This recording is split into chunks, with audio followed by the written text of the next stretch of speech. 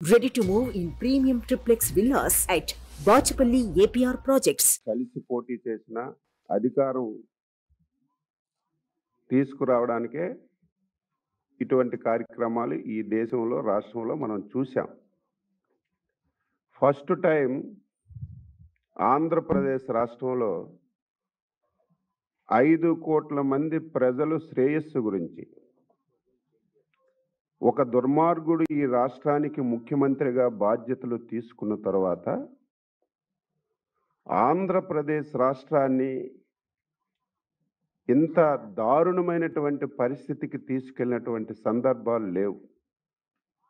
5 కోట్ల మంది ప్రజలు అన్ని వర్గాలు ఈ 5 సంవత్సరాల్లో ఎన్ని ఇబ్బందులు పడ్డారు. అందులో ఈ రాష్ట్రంలో ప్రధానమైనటువంటి వర్గాలు హరిజన, గిరిజన, బడుగు, బలహీన వర్గాలు. ఈ వర్గాలపైన ప్రత్యేకంగా కక్షగట్టి ఈ ముఖ్యమంత్రి ప్రభుత్వం ఉక్కు పాదంతో దమనకాండ చేసినటువంటి విషయం కూడా మీరు ఈ వైసీపీ బారి నుంచి రాష్ట్రాన్ని రక్షించాలి.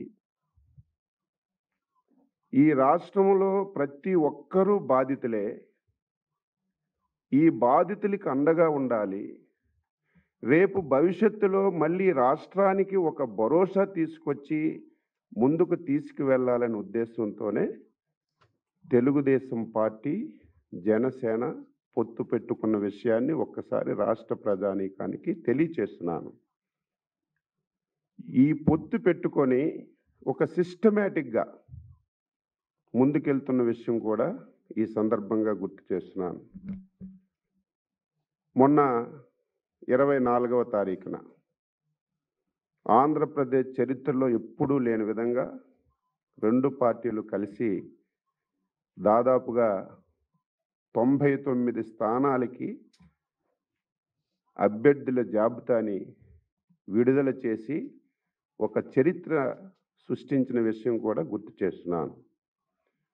ఎప్పుడైతే అభ్యర్థుల్ని మేము డిక్లేర్ చేశామో వైసీపీ పార్టీకి ఫ్యాంట్లన్నీ కూడా తడిచిపోయాయి.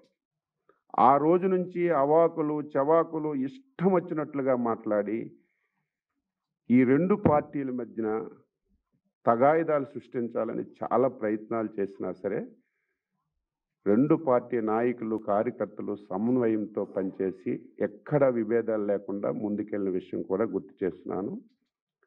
అదైన తర్వాత తాడేపల్లిగూడెంలో ఒక చరిత్ర సృష్టించాం. జెండా సభని పెట్టి అతి తక్కువ సమయంలో 2 రోజుల సమయంలోనే జెండా సభని